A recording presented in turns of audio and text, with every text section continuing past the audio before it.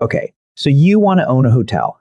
You picture yourself walking through the grand, marble-floored lobby of a beautiful building with your name on the deed. You imagine hundreds of guests happily swiping their credit cards at $200 a night. Meanwhile, you are sleeping soundly upstairs in the penthouse suite, letting the property run itself. It feels like the ultimate real estate flex, a massive, tangible asset that literally prints cash every single day while steadily appreciating in value. But the truth about hospitality real estate is a lot more complicated than just collecting nightly room rates. When you buy a branded hotel, you aren't really buying a standalone independent business. You are buying into a highly rigid system where you take on all of the physical and financial risk. You pour the concrete, you take out the massive commercial mortgage, and you hire the staff. But functionally, you are operating as a highly leveraged tenant to a massive global hospitality brand, a brand that dictates exactly what color the carpets must be, what soap goes in the bathrooms, and when you have to renovate. This is the real economics of owning a hotel. We're going to break down exactly what it costs to get the keys to the front door. We will show you how the revenue actually flows from a booking platform into your bank account, and we will explain why the very brand that puts heads in your beds is usually the exact same entity that can force you into bankruptcy. So what does it actually cost to buy or build a hotel? In the commercial real estate world, nobody talks about the total price of a hotel first. Instead, they value the property using a metric called the cost per key. A key is just industry shorthand for a single rentable room. If you were buying a budget roadside motel, you are looking at a cost of roughly $100,000 per key. But if you want to build a standard midscale hotel, like a Hampton Inn or a Holiday Inn Express, the math changes. You're looking at roughly $145,000 per key. And if you want to build a 5-star luxury resort, that number easily shoots past $600,000 per room. For our breakdown, let's look at the bread and butter of the industry. A 100-room mid-scale hotel at $145,000 per key, the total development or acquisition cost is $14.5 million. That massive number is split into a few very specific buckets. First, you have land acquisition, which typically eats up about 10 to 15% of the total budget. Next, you have the hard costs, which are the physical materials. This is the concrete, the structural steel, the roofing, and the mechanical, electrical, and plumbing systems. Hard costs take up about 50 to 60% of your $14.5 million. Then you have the soft costs, making up another 10 to 15%. Soft costs cover the architects, the engineers, the zoning permits, the legal fees, and the environmental studies. But the bucket that catches new investors off guard is called F&E. That stands for furniture, fixtures, and equipment. This covers the beds, the desks, the lobby chairs, the televisions, the commercial laundry machines, and the fitness center equipment. FF&E will cost you roughly 10 to 12% of your total budget, which means dropping over $1 million just to furnish the building. Finally, you need pre-opening working capital. You cannot hire a general manager on the day you open.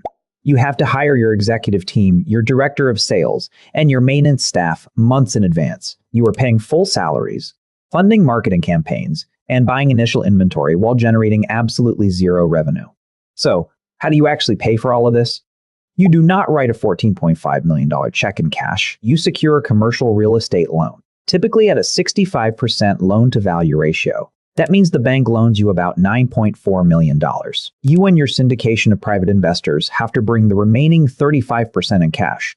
That is a $5.1 million equity check just to get the doors open. Okay, so how do you actually make money with one? The entire hospitality industry revolves around a single golden metric called RevPAR. RevPAR stands for Revenue Per Available Room. It is the ultimate measure of a hotel's financial health because it blends your two most important levers into one number. Those two levers are your occupancy rate and your average daily rate, or ADR. Here is how the math works for your 100-room hotel. Let's say you charge an average of $150 a night, and your hotel is 70% full. You multiply your $150 rate by your 70% occupancy, and you get a RevPAR of $105. That means, on average, every single room in your building generates $105 a day, whether it is empty or occupied. $105 times 100 rooms times 365 days a year. That equals $3,832,500 in gross annual room revenue. But getting to that number requires an intense daily game of yield management. Your room inventory is a highly perishable asset. If a room sits empty tonight, You can never get that revenue back tomorrow. So your management team uses dynamic pricing software to adjust rates in real time. If a massive convention is in town and local demand spikes, the algorithm instantly pushes your daily rate from $150 up to $250. If it is a dead Tuesday in February and it is snowing, the system drops the rate to $99 just to cover fixed costs. Now, you might think you should build a giant restaurant and a luxury spa to make even more money. That is the classic rookie trap. In the hotel business, room revenue is pure gold, boasting gross margins of 70 to 80%. Food and beverage revenue, on the other hand, is a margin killer. Running a full-service restaurant with a massive kitchen staff, high food waste, and expensive liquor licenses usually yields a gross margin of just 10 to 15%. Sometimes, food and beverage operations actually lose money, serving only as a loss leader to attract guests. This is why the smartest operators build select service hotels. They skip the expensive restaurants and the room service entirely. Instead, they focus on ancillary revenue streams that have near-perfect margins. They charge $25 a night for parking. They charge $50 for an early check-in or late checkout. They charge a non-refundable $100 pet fee. And they sell $6 bottles of water and frozen microwavable meals in a tiny lobby pantry that costs almost nothing to run. Those small ancillary fees drop directly to the bottom line. And what's the stuff nobody warns you about? The first massive hidden cost is the OTA tax. DOTA stands for Online Travel Agency, which means giants like Expedia and Booking.com. When a guest books a room through an OTA, the platform takes a massive commission, usually between 15 and 25% of the room rate. If you sell a room for $200 on Expedia, they instantly keep $40, and you get $160. You might think you can just refuse to use them, but you can't. The OTAs control the internet search algorithms, and if you aren't listed there, you practically don't exist to casual travelers. The second hidden cost is the brand tax, otherwise known as franchise fees. To put a Marriott, Hilton, or IHG sign on the front of your building, you have to pay for the privilege. First, you pay a flat initial application fee, which is often around $75,000. Then, the brand takes a percentage of your gross room revenue every single month, forever. This includes a royalty fee of about 5%, plus a mandatory marketing fee of about 3%.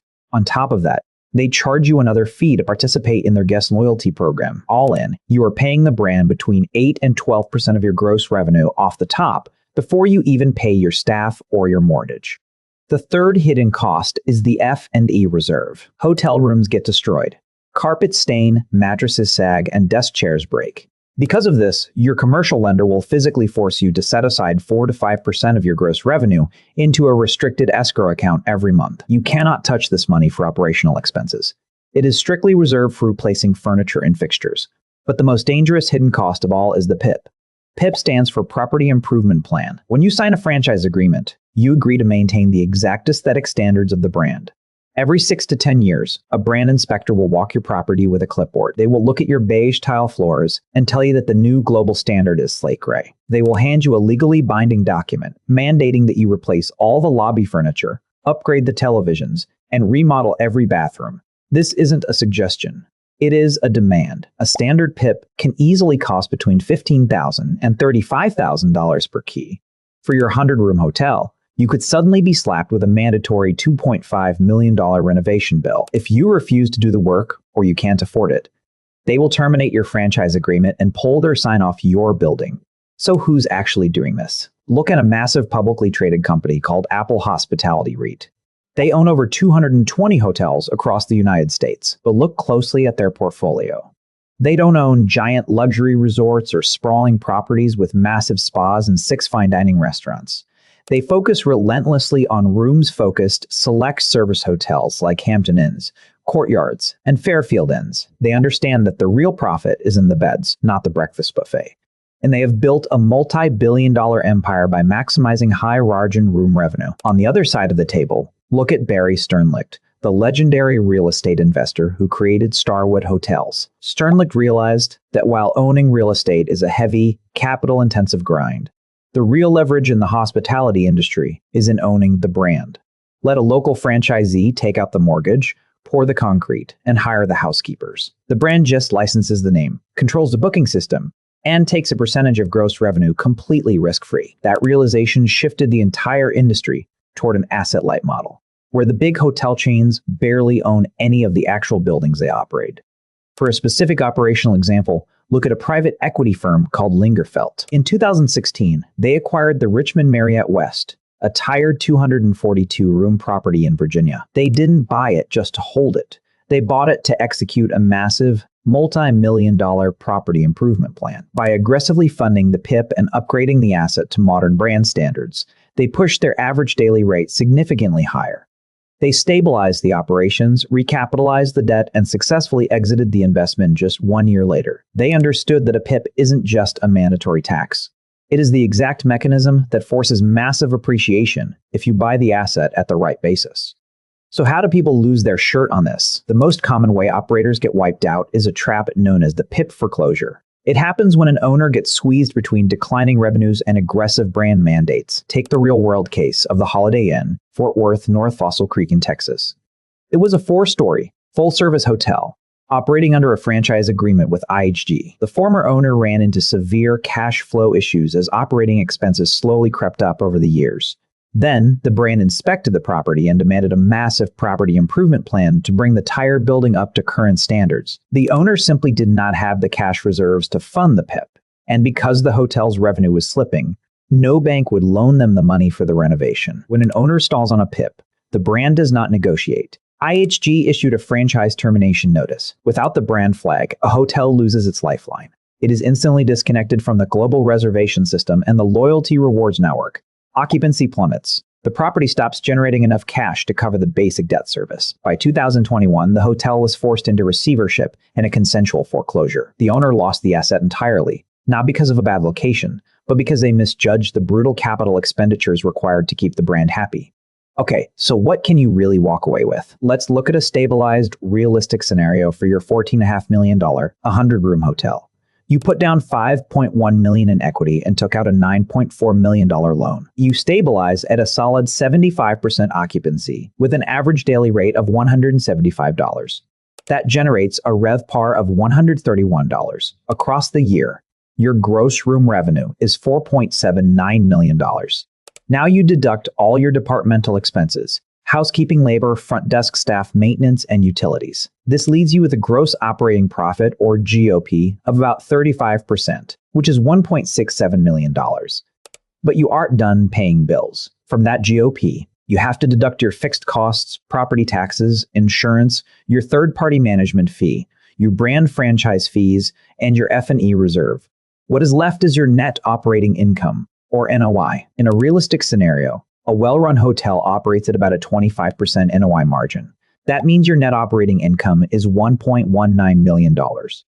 Finally, you have to pay your mortgage. Debt service on your $9.4 million loan at 6.5% interest is roughly $761,000 a year. You subtract the mortgage from your NOI, leaving you with $429,000 in pure cash flow. On your $5.1 million initial investment, that is an 8.4% cash-on-cash return. It is solid, but not astronomical. But now, let's look at the optimistic scenario where you truly crush the market. You push your ADR to $200, and your occupancy climbs to 80%. Your total revenue jumps to $5.84 million. Because your fixed costs stay the same, that extra revenue flows disproportionately to the bottom line. Your NOI margin expands to 30%, generating $1.75 million in net operating income. After paying the same $761,000 mortgage, your cash flow jumps to $989,000. That is a massive 19% cash-on-cash return. But the real payday isn't the annual cash flow. It is the exit. Commercial real estate is valued by dividing the NOI by the market cap rate. If you sell the hotel at a 7.5% cap rate, an asset generating $1.75 million in NOI is worth $23.3 million. You sell the building, pay off the remaining $8 million on your loan, and you walk away with $15.3 million in cash. You turned your $5 million investment into $15 million in just a few years. And that is the great paradox of the hotel business. For years, you feel like a stressed out, highly leveraged middleman serving at the mercy of a massive brand. But on the day you finally hand the keys to the next guy, you realize you own the gold mine all along.